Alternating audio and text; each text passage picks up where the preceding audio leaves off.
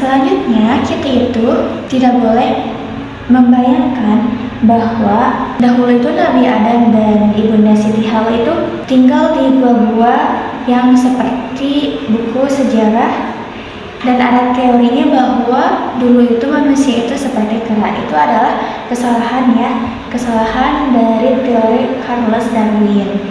Nabi Adam dan Ibunda Hawa adalah manusia yang paling indah baginya sepanjang sejarah manusia. Maka janganlah merendahkan dirimu dengan menyamakan monyet sebagai nenek moyang kita seperti yang diajarkan di sekolah-sekolah. Dan kalian tahu nggak kenapa Darwin mengarang cerita bahwa nenek moyang kita itu adalah monyet? Karena agar supaya manusia di dunia ini tidak meyakini adanya Tuhan. Darwin dengan teori evolusinya ingin membuat kita meyakini bahwa manusia bukanlah ciptaan terbaik, melainkan hanya proses kebetulan yang sama sekali bukan sesuatu yang spesial. Kita dibuat percaya bahwa kita itu berasal dari monyet, bukan ciptaan yang terbaik yang Allah anugerahkan akal dan agama untuk memimpin bumi. Maka kita itu harus hati-hati dengan apa yang kita baca dan apa yang kita lihat, karena menentukan bagaimana cara kita melihat kehidupan dan beragama.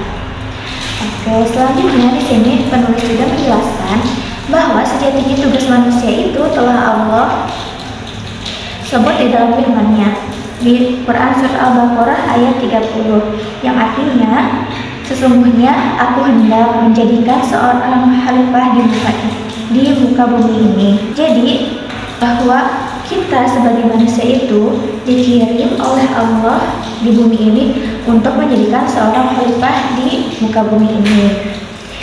Dan kita juga, dan saya pun di sini menemukan fakta baru bahwa Nabi Adam merupakan manusia pertama di muka bumi ini, dan Allah perintahkan untuk membangun masjid sebelum yang lainnya. Terusnya ada fakta yang kedua bahwa Nabi Adam juga yang membangun Masjid Al-Aqsa di Palestina.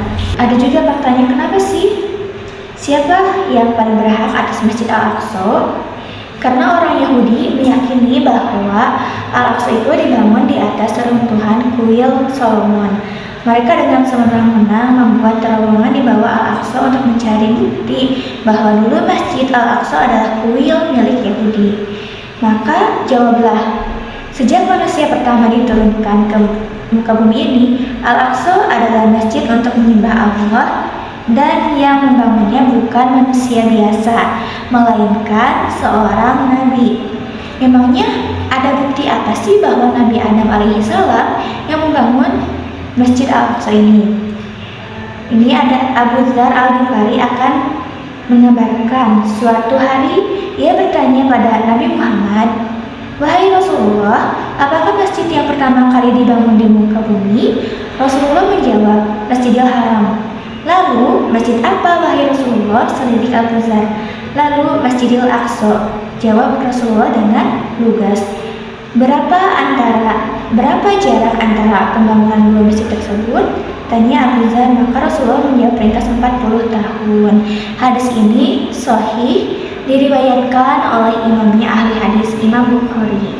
Kedudukan hadis ini tidak ada yang mempertentangkan. Sebagian ulama besar sepakat bahwa siapa yang membangun Ka'bah kemudian 40 tahun kemudian akan membangun Masjid Al-Aqsa pastilah manusia pertama, yaitu the founding father, yaitu Nabi Adam alaihi salam. Ada bukti penting juga bahwa pembangunan Ka'bah dan Masjid Al-Aqsa adalah orang yang sama yang membangunnya. Para ulama menemukan fakta bahwa kesamaan bentuk dasar Ka'bah di Makkah dan Masjid Al-Aqsa di Baitul Maqdis, panjang dan pendeknya satu skala.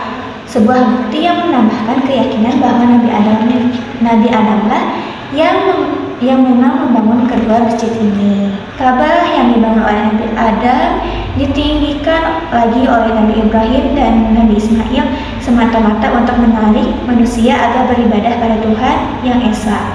Semua bukti ini sudah sangat cukup bagi kita untuk meyakini bahwa banyak hikmah kenapa Islam diturunkan di Jazirah Arab. Demikian review buku bab 4 dengan judul The Founding Father, yaitu Nabi Adam alaihi salam.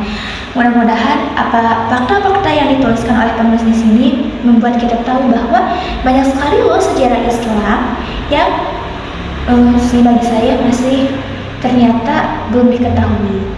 Mudah-mudahan bermanfaat. Terima kasih. Wassalamualaikum warahmatullahi wabarakatuh.